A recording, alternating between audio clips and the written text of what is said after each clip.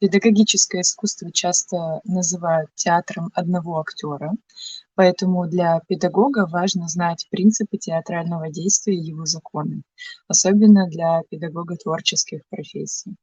Уроки в этом случае можно называть пьесой, в которой преподаватель выступает как автор, то есть выстраивает драматургию отношений, режиссером, так как он управляет отношениями и определяет место каждого участника действия в воспитательном процессе.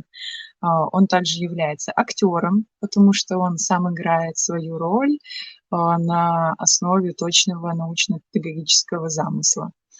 И также он является импровизатором, учитывает новые реально возникающие педагогические ситуации во время учебного процесса. Также актером является и ребенок, ведь он каждую минуту подыскивает знания в своей памяти, ищет способы решения сиюминутных жизненных задач. Наполнять память всегда полезно и важно для личного развития и достижения благополучия в жизни. Все это может быть достигнуто с помощью актерского тренинга, который часто в последнее время стал применяться в современных педагогических методиках и технологиях. То, о чем много лет назад говорил Станиславский, на данный момент оказывается применимым к вообще очень большому и обширному сегменту областей в обучении и развитии не только детей, но и взрослых. Театрализованная деятельность позволяет решать многие педагогические задачи, касающиеся формирования выразительности речи, интеллектуального и художественно-эстетического воспитания. Она также является источником развития чувств, переживаний и эмоциональных открытий, и, конечно же, памяти и внимания. Память в детском возрасте является одной из центральных основных психических функций, в зависимости от которых строятся все остальные функции. С точки зрения психического развития не мышление стоит в начале развития, а как раз-таки память ребенка. При хорошо организованной психолого-педагогической работе дети овладевают понятиями, приобретают способность к умозаключениям и обобщению. Что же такое память у нас? Память есть у всех существ. Память – это сложный процесс запоминания, воспроизведения и хранения информации, который продолжается в течение всей жизни. Развитие памяти и внимания очень важно для каждого человека, и неважно, является он актером или нет. Но кроме развития памяти очень важно развивать умственные способности, в принципе, развивать мозг, в котором хранится наши знания. Выгородский рассматривал проблему памяти с позиции культурно-исторической теории развития психики. Одной из первых попыток конкретизировать общую теорию культурно-исторического развития психики человека является разработанная им концепция развития памяти. Высшие специфические человеческие формы памяти, активное запоминание с помощью знаков, точно так же, как и другие формы поведения, первоначально рождаются в специальном общении между людьми. Он раскрыл возникновение высшей формы памяти, развивающейся в процессе активной мыслительной деятельности ребенка, опираясь на ряд вспомогательных средств. Этим обеспечен подход к памяти как к сложной деятельности ребенка, формирующейся под влиянием общения именно со взрослыми. Почему игра? Игра наиболее доступный для ребенка и интересный для него способ восприятия, переработки и выражения впечатлений, знаний, эмоций. Театрализованная игра, как один из видов, является эффективным средством социализации дошкольников в процессе осмысления им нравственного подтекста литературного или фольклорного произведения. То есть мы берем текст, изучаем, и анализируем. В театрализованной деятельности осуществляется эмоциональное развитие. Дети знакомятся с чувствами, настроениями героев, осваивают способы их внешнего выражения, основывают, осознают причины того или иного настроения. То есть у них складываются определенные логические связи в голове. Велико значение театрализованной игры и для речевого развития. Наконец, театрализованная деятельность является следствием просто банального самовыражения и самореализации ребенка. Она дает выплеск, она дает прекрасную почву для того, чтобы взращивать в ребенке нечто творческое, интересное и разностороннее. Театрализованная деятельность дошкольников — это специфический вид художественной творческой деятельности, в процессе которой ее участники осваивают доступные средства сценического искусства и, согласно выбранной роли, участвуют в подготовке и разыгрывании разного вида театральных представлений.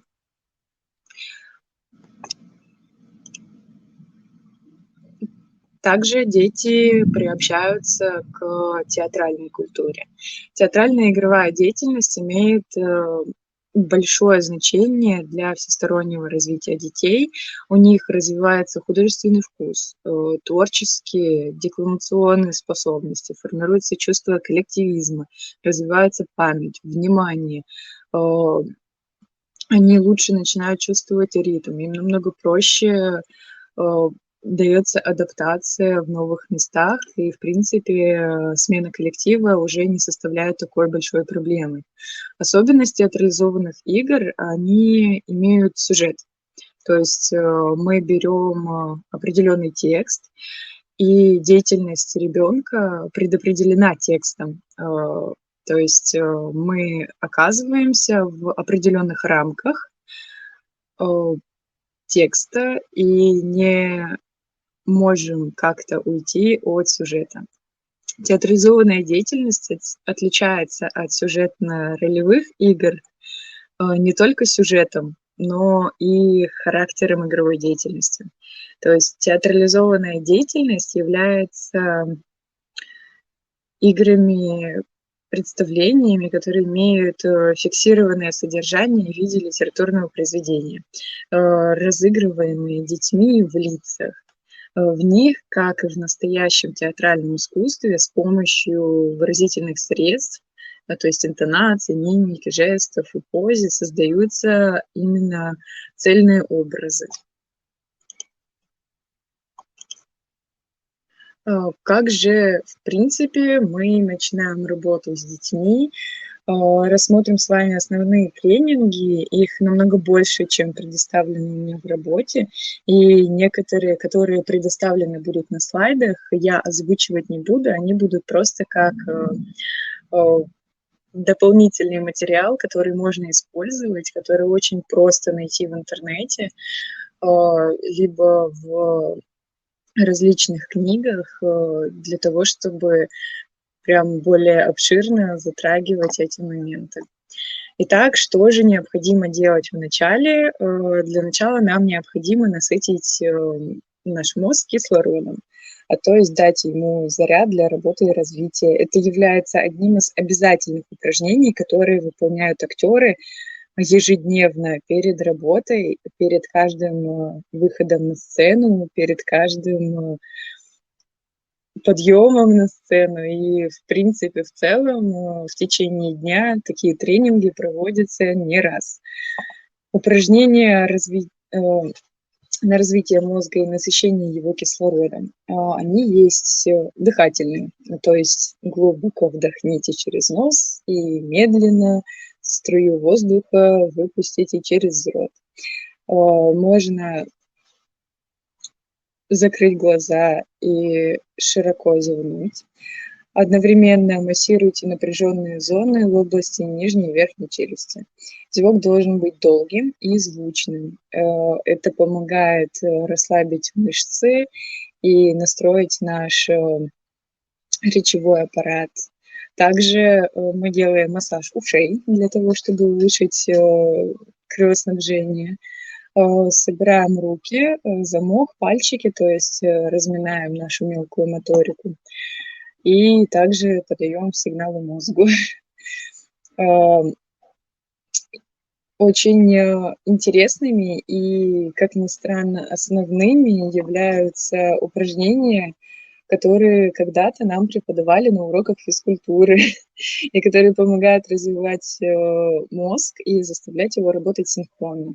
То есть это именно задачи на синхронные движения, такие как достаньте локтем правой руки до колена правой ноги и локтем левой руки до колена левой ноги.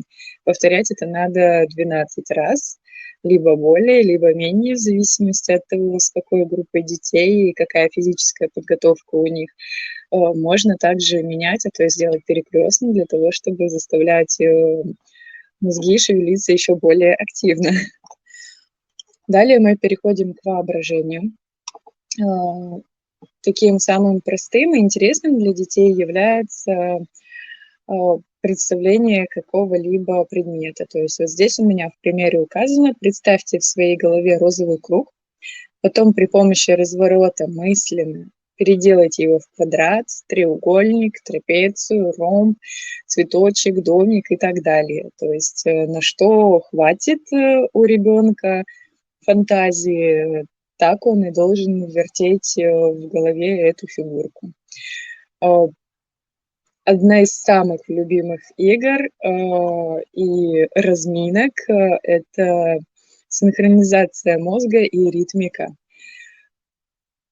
Проговорите алфавит и придумайте к каждой букве слова, например, А арбуз, Б баклажан и так далее. То есть первую букву не называем, мы просто сразу идем по словам. При этом мы стараемся соблюдать определенный ритм. Например, кто-то задает его хлопками, либо мы идем по кругу, и каждый участник по отдельности называет так, чтобы не прерывать момент называния и не создавать вот этот вот период молчания.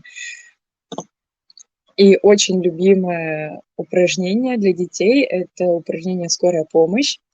На листке бумаги мы пишем буквы, а под ними 3 буквы – Л, П и В. Буквы из верхних строк проговариваем вслух, а из нижних мы выполняем руками. Вот это как раз-таки и идет у нас синхронизация слов, мыслей и действия. То есть мы под аббревиатурами Л левая рука вверх, П правая рука вверх, В обе руки вверх.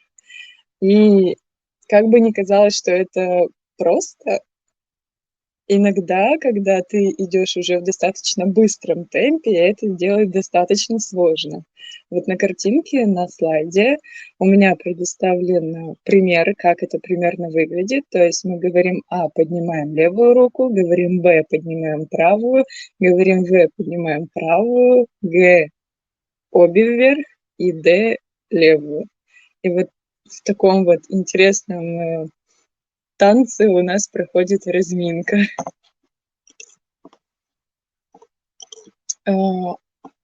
Далее мы переходим к самому главному.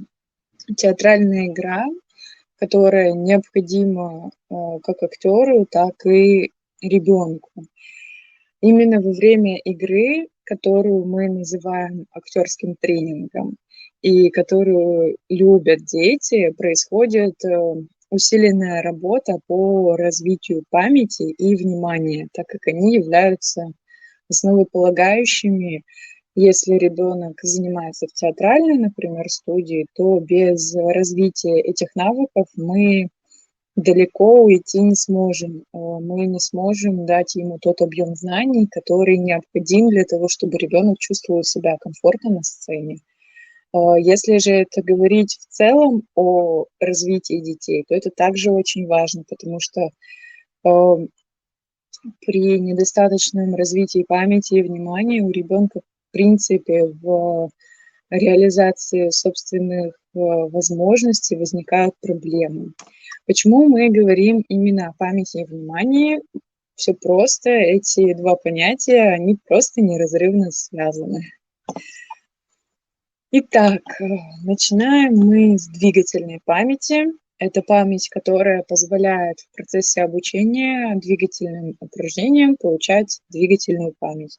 То есть мы закладываем в ребенка определенные навыки движения, которые он в дальнейшем при неоднократном повторении будет делать уже неосознанно и раскрепощенно, раскрыто и свободно. Игры на развитие двигательной памяти.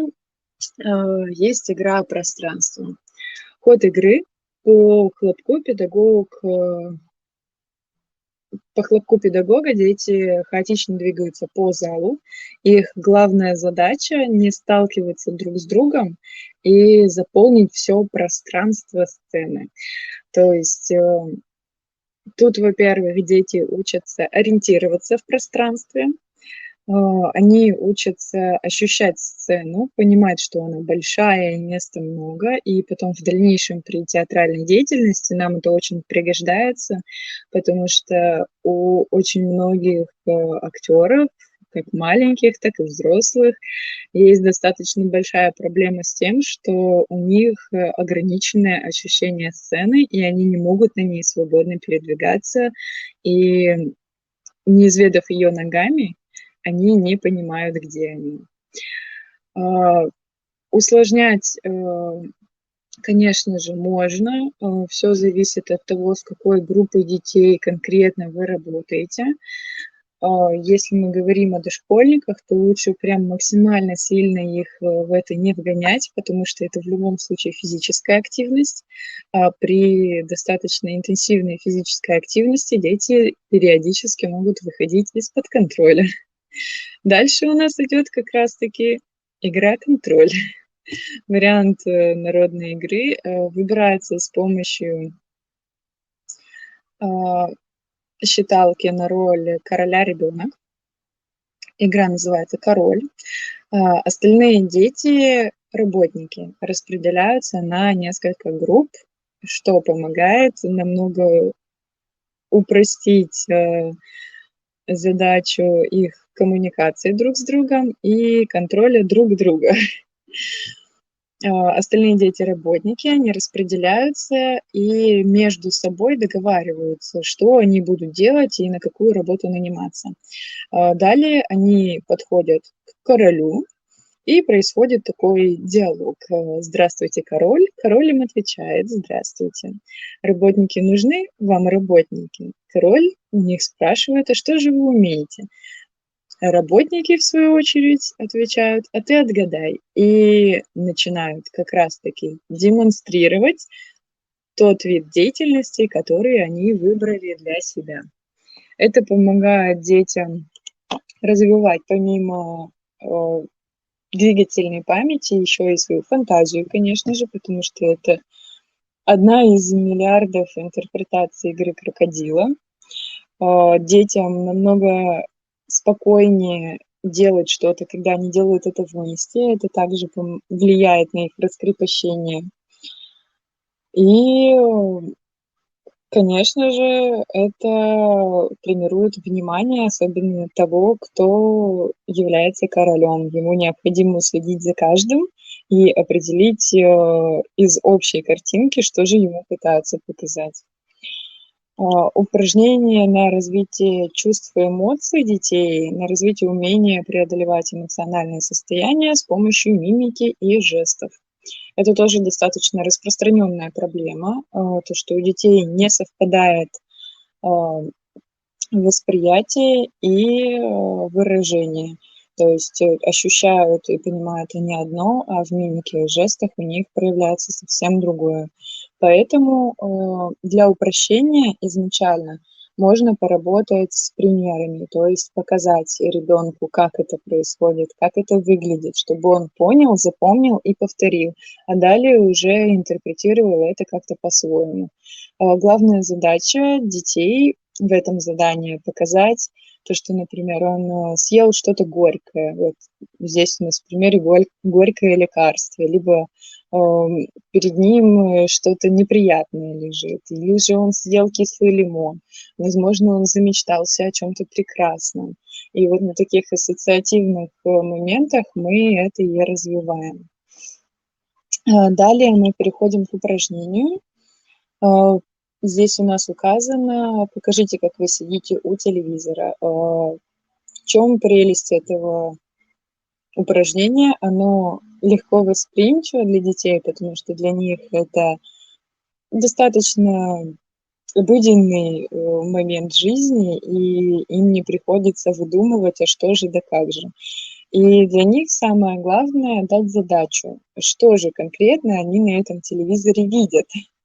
И их задача будет отобразить также в своей мимике и жестах свои эмоции при просмотре того или иного момента в их воображаемом телевизоре. Далее у нас идет смена настроения, когда дети меняют эмоции на лице. Это помогает развивать им также мимику. С помощью мимики выражают по заданию педагога ту или иную эмоцию. Либо же они друг другу дают задания. То есть, в принципе, интерпретации этого упражнения достаточно много. Далее вторым пунктом у нас идет тактильная память. Для театральной деятельности это очень важно, потому что далеко не всегда бутафория соответствует реальной вещи, но при этом необходимо показать то, что это реальная вещь, так, чтобы люди вам поверили. И для этого у нас очень часто и происходит и производится игра «Узнай предмет» или «Волшебный мешочек». Для развития ребенка вообще очень важна тактильная память, способность запоминать ощущения от прикосновения к различным предметам. Дети с высокоразвитым тактильным восприятием реже испытывают трудности в школьном обучении. Упражнение для тренировки «Волшебный мешочек». Это прям очень веселое и забавное действие, особенно если проводить его со знакомыми детьми, то есть которые уже давно с вами. Иногда они выкидывают очень интересные идеи того, что они чувствуют и видят, но впоследствии с опытом они все более заинтересованно относятся к этому. И, конечно же, у них проявляется азарт, и их это захватывает, им прям нравится это делать. Ребенку завязывают глаза, и по очереди он достает из мешочка или ему дают какие-либо предметы. При этом их название вслух никто не произносит. Ребенок сам должен догадаться о том, что это за вещь у него в руке. После того, как ряд предметов будет обследован, ему предлагают назвать все эти вещи. Причем в той последовательности, в которой они вкладывались ему в руку. Сложное задание в том, что ребенку требуется выполнять две мыслительные операции: узнавание и запоминание. Также можно провести ткани, крупы, камни, игрушки, то есть все, что имеет определенную текстуру и может быть узнаваемо в руке ребенка, то, что для него знакомо. Далее мы переходим к слуховой памяти. Это у нас достаточно большой блок. Человек живет в мире звуков в целом, и звуки — это то, что мы слышим постоянно: голоса, пение птиц, звуки музыкальных инструментов, то, что происходит вокруг. И наше внимание, оно должно уметь концентрироваться на том звуке, который нам необходим, тот, на который нам необходимо обратить свое внимание и сконцентрироваться. Вам предложено несколько упражнений для развития слуховой памяти. Очень интересные и достаточно сложные, особенно для детей дошкольного возраста, но их практиковать можно и нужно для того, чтобы ребенок впоследствии был готов к тому, чтобы в школе ознакомляться с такими моментами написания, как диктанты, как запоминание каких-то песен, стихотворений, в принципе, материала лекционного, который дает преподаватель. Рисуем по памяти. Задание: прослушай рассказ и нарисуй рисунок, точно отражающий его содержание. Первый у нас идет снеговики, и здесь у нас идут такие тематические тексты небольшие, которые включают в себя достаточно много описательных моментов. И главное для ребенка это дать конкретную задачу. То есть вот в снеговиках у нас говорится: нарисуй те предметы, о которых говорится в тексте. Итак, в воскресенье слепил я 3 замечательных снеговиков, слепил их из комков снега. Один получился большой, другой поменьше, третий совсем крохотный. Руки первого и второго снежные комки, а у третьего из сучков. Вместо носа вставлены морковки, а глаза из угольков. И вот в каждом предложении у нас есть определенный описательный образ, который помогает ребенку ориентироваться, но при этом заставляет его рисовать и в голове, то есть мы задействуем тут воображение, и при этом запоминать, что же ему рассказали, а потом еще и воспроизводить то, что ему рассказали. Есть более сложный вариант, это матрешки. И, кстати, да, лучше такие тексты писать самостоятельно и каждый раз менять, потому что дети очень активные, они достаточно быстро запоминают, особенно на второй, третий раз, им уже очень легко это воспроизвести заново. И если делать такие упражнения, то давать достаточно большой промежуток времени между ними, то есть не часовой, а прям вот день-два, либо каждый раз менять этот текст. Тогда дети не будут у нас хитрить и не будут рисовать заранее. Такие случаи тоже бывают. Это значит, что материал уже слишком запомнился детям, и ну, просто уже необходимо переходить на что-то более интересное и сложное для них. Итак, второе у нас идет это матрешки. Матрешек будем рисовать. Раз, два, три, четыре, пять. Всех больше первая матрешка, зеленый сарафан, кокошник. То есть первый ребенок должен нарисовать именно ее. Она самая большая, зеленая, еще и в кокошнике. За ней сестра вторая в желтом платье выступает. То есть вторая у нас идет в желтом платьишке. Третья меньше второй, но при этом, если вы заметили, если внимательно, вторая не указано, что она меньше размера первой, но в самом начале сказано, что она самая большая. То есть это тоже очень интересно для детей. Иногда их это путает. И они рисуют первую и вторую матрешку, например, одинакового размера, потому что во втором же не сказано, что она меньше, чем первая. И так далее по списку. Весь текст у вас предоставлен на экране. Его можно сохранить. И, естественно, для первого восприятия ребенка запомнить такой большой объем текста достаточно сложно. Можно его дробить, можно его повторять несколько раз, либо попросить детей повторить его за вами. Вариаций много, и такие игры, они интересны, особенно если подключать к ним какие-то творческие моменты, то есть помимо того, что мы рисуем, помимо того, что мы слушаем, в дальнейшем с этим также можно что-то обыграть, что-то создать, то есть перевоплотиться в этих матрешек. Разыграйте мне, что они тут делают. Расскажите-ка мне, как они выглядят, кто из вас кто, и почему ты именно такой образ выбрал, и так далее, и тому подобное. Дальше у нас идет упражнение на развитие слуховой памяти ребенка. Игра с парами слов. Я думаю, достаточно многие знакомы с этим. То есть мы пишем 10 пар слов, связанных между собой по смыслу. Это даже больше идет игра на ассоциации. Например, ну, даже не ассоциации. Ну, впоследствии для ребенка как раз-таки это будет более даже таким ассоциативным мышлением. У нас идет стол-стул, кошка-собака, цветок-горшок и так далее и тому подобное. Далее следует прочитать эти слова ребенку примерно 3-4 раза.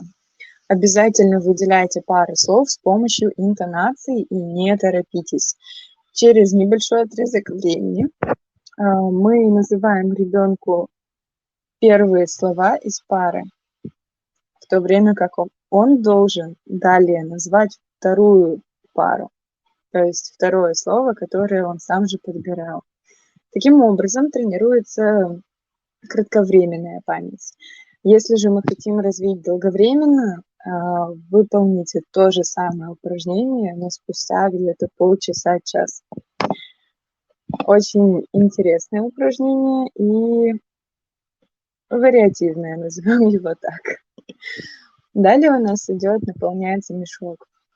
Кто-то начинает игру и говорит: я положил в мешок то-то, вот тут у нас указаны яблоки. Следующий же повторяет то, что он добавляет еще что-то свое, но при этом повторяет то, что было до него. То есть первый положил яблоки, значит, я положил яблоки и бананы. Третий игрок повторяет фразу, добавляет что-то от себя, и так по увеличению. Самое главное, чтобы все слова, которые повторялись, шли в ровно точно том же порядке, в котором их называли дети. То есть дети должны следить за тем, чтобы все слова шли друг за другом, так как их изначально называли. Можно также для упрощения работы с детьми подбирать слова по алфавиту, им так проще ориентироваться. И также это скорее даже для более младшего возраста, либо для более среднего, в зависимости от того, с какими все же детьми вы работаете, потому что на данный момент достаточно многие дети уже к 4-5 годам полностью владеют алфавитом, и в принципе такие моменты воспроизвести с ними не так уж и сложно. Но всегда отталкивайтесь от того, какая у вас аудитория, ваши подопечные и на что они способны. Есть вариация этого же упражнения у бабушки в саду, у меня на даче, либо у нас в квартире, у нас в садике и так далее и тому подобное. Локаций может быть до бесконечности. Далее у нас идет игра «Гуляем по лесу». Мы детям мысленно говорим перенестись в лес. Можно даже разыгрывать это на ногах. То есть мы гуляем с ними по лесу и просим их называть птиц, которых не назовете вы. То есть вы называете 3-5 разных вариаций. Вот здесь у нас указаны сорока, ворона, ласточка, дрозд и малиновка. Дети же должны назвать всех тех птиц, которых они помнят и видят вокруг себя в лесу. Чем больше они назовут, тем лучше.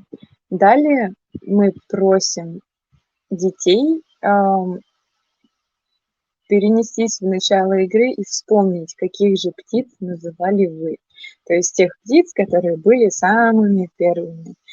Так можно вспоминать вообще абсолютно любую флору и фауну, животных, растений. Можно идти по еде без разницы. Все зависит от того, какая у вас локация, во что вы играете с детьми и насколько эрудированы дети в этом аспекте. Понятно, что не стоит им задавать что-то достаточно сложное. Надо всегда опираться на то, о чем уже знают дети. Если же это игра с детьми совсем маленькими, можно упростить им задачу и воспользоваться карточками с изображением тех или иных вещей, которые вы обсуждаете. Далее у нас идет зрительная память. Зрение – важнейшее орудие познания окружающего мира. Наши глаза являются основными локаторами познания, так как основная часть информации об окружающем мире поступает в мозг именно через органы зрения. Чтобы развить зрительную память и внимание, хорошо работать с картинками. Особенно хороша игра «Найди отличия». То есть мы предоставляем две картинки и просим ребенка найти различия в них, которые, естественно, у нас заранее подготовлены. Начинать лучше с достаточно простых, и в дальнейшем уже в ходе работы с детьми, естественно, усложнять для того, чтобы максимально заставлять их работать своей головушкой. Далее у нас идет игра «Выбери слова». Заданием здесь будет среди буквенного текста, то есть буквенного ряда, найти как можно больше слов, содержащих, здесь идет 5 букв и более. Мы брали, по-моему, от 4 букв. И вот у нас здесь указан пример, как вообще это составляется. То есть это идет прям полностью литой текст. Главное, чтобы шрифт был понятен, ясен и читаем. Особенно для детей. Для них важно понимать то, что у них есть возможность найти. И, конечно же, далеко не у всех детей сразу же получается. Кто-то лидирует, кто-то отстает. Необходимо грамотно поддерживать тех, у кого это не получается, и не дать им разочароваться в той деятельности, которой они занимаются. Это очень важно, особенно в творческих профессиях, потому что здесь все неоднозначно, здесь все не всегда понятно и далеко не всем дается с первого раза.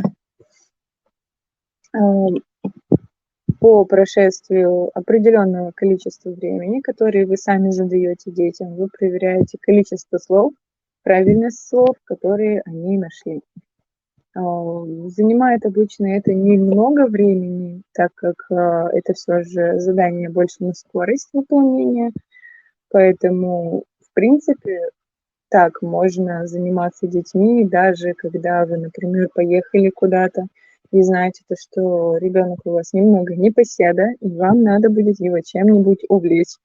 Пожалуйста, можете пользоваться, распечатали текст, поставили туда несколько слов, взяли с собой карандашик, пока едете, отдали ребенку, пусть развлекается. Для него полезно и интересно это всегда будет.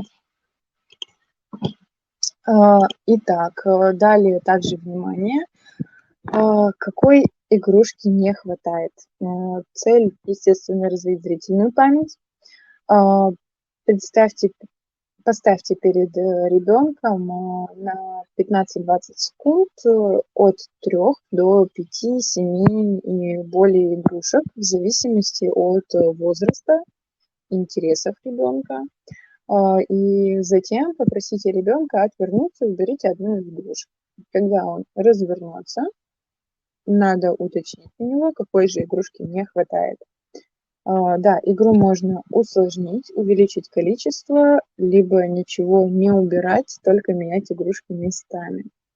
Игрушки для проведения могут быть абсолютно разные. Это могут быть животные, это могут быть игрушки, которые привычны и нравятся ребенку. Игра будет восприниматься ребенком как новая, если брать набор игрушек и играть этим можно где-то 2-3 раза в неделю. И более интересно для детей тогда, когда игрушки, которые перед ним ставятся, не являются его основными игрушками для игр. То есть это именно игрушки для занятий, чтобы он различал вот эти вот два понятия. потому что когда перед детьми ставишь игрушки, которыми они играют, обычно они начинают путаться, у них рассеивается внимание, у них определенные воспоминания в голове всплывают, то, что вот я с ней играл, а вот она такая, а вот она эдакая, пахнет она так, на ощупь она такая, а тут надо больше сосредоточить детей. Далее у нас идет игра «Что исчезло?». На столе раскладываются предметы или картинки. Ребенок также рассматривает, отворачивается, убираем предмет. Ребенок разворачивается и определяет у нас, что же исчезло. Если мы берем театральную деятельность, мы часто играем в подобные игры с добавлением именно актерского движения, то есть мы создаем фигуру из людей, из детей, то есть они изображают какое-то определенное, не знаю, событие, там кто-то что-то собирает, кто-то что-то режет, один смотрит, запоминает, отворачивается. И тот, кто является режиссером этой картины, подходит и буквально немного меняет так, как ему хочется, но совсем немного, чтобы сильно не запутать оппонента.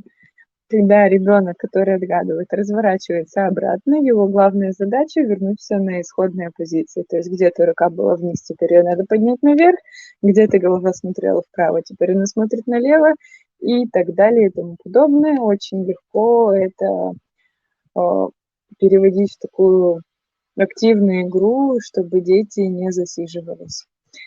Дальше у нас идут повторюшки. Ведущий садится на стул, смотрит на часы, открывает книгу, зевает, снимает трубку телефона, потом, помедлив, кладет ее на место, закрывает книгу. Оппонент должен повторить все то же самое и в той же последовательности.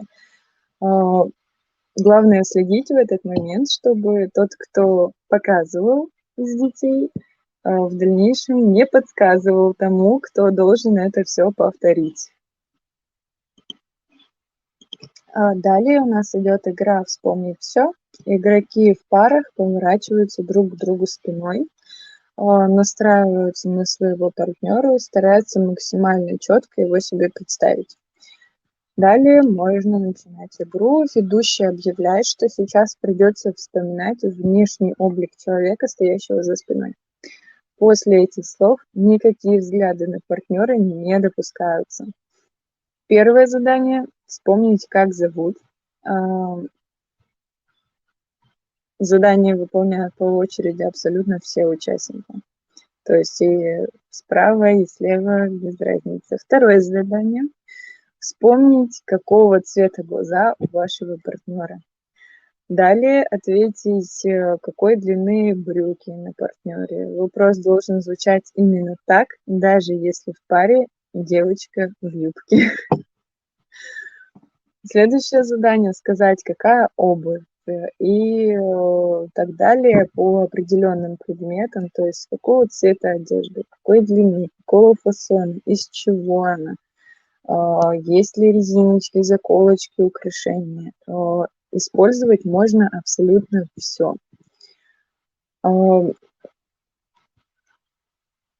Далее у нас идет «Не забудешь, что купить».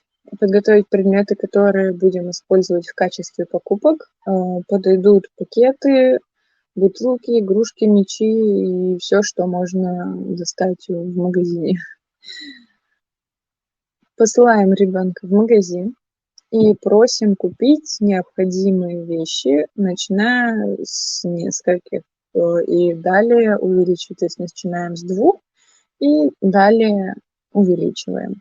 Ребенок должен вернуться и рассказать и показать, что же он купил. В этой игре очень хорошо то, что ребенок помимо того, что он задействует свою память, он еще и участвует непосредственно в этой деятельности, то есть он напрямую вовлечен в то, что происходит. Далее у нас идет цепочка действий. Ребенку предлагается цепочка действий, которые необходимо выполнить последовательно. То есть подойти к шкафу, Посчитайте книги на второй полке, возьмите книгу для чтения, положите ее на середину стола, открытой на первой странице. Сядьте на стул, подоприте голову руками, посмотрите на потолок и начните читать. Список может быть абсолютно разным. Количество действий, естественно, выбирается по уровню развития детей, по их возрасту, по их возможностям. И, конечно же, каждое занятие обязательно должно заканчиваться у нас рефлексией. То есть мы с детьми обязаны обсудить, что мы делали, зачем мы это делали, понравилось им это или не понравилось, что нового они узнали. Когда мы напрямую общаемся с детьми и спрашиваем у них, нравится ли им то, чем мы занимаемся, намного проще в дальнейшем выстроить процесс работы с ними, намного проще ориентироваться на то, чем их можно завлечь. В играх, тренингах не важно, кто останется победителем, а кто проигравшим. Важно, чтобы ребенок развивал себя, развивал свои способности воспринимать, развивал память и получал от этого, самое важное, это удовольствие. Театральная игровая деятельность имеет большое значение для всестороннего развития и воспитания детей. У них развивается вкус, творческие способности, формируется чувство коллективизма, развивается память, внимание, речь. Они становятся более активными, более раскрепощенными, и им с этими качествами в дальнейшем намного более легко адаптироваться в новом обществе, тем более это дошкольники, а именно эту группу мы затрагивали сегодня, которым впоследствии для многих в очень скором времени придется менять коллектив, идти в школу, переходить вот эту грань и адаптироваться уже в совершенно новом месте. И для многих детей это достаточно большая проблема. Я благодарю вас за уделенное мне время. Очень рада, что вы посетили меня. Записаться на консультацию в консультационный республиканский центр вы можете по информации, которая указана на слайде. Огромное вам спасибо и до свидания.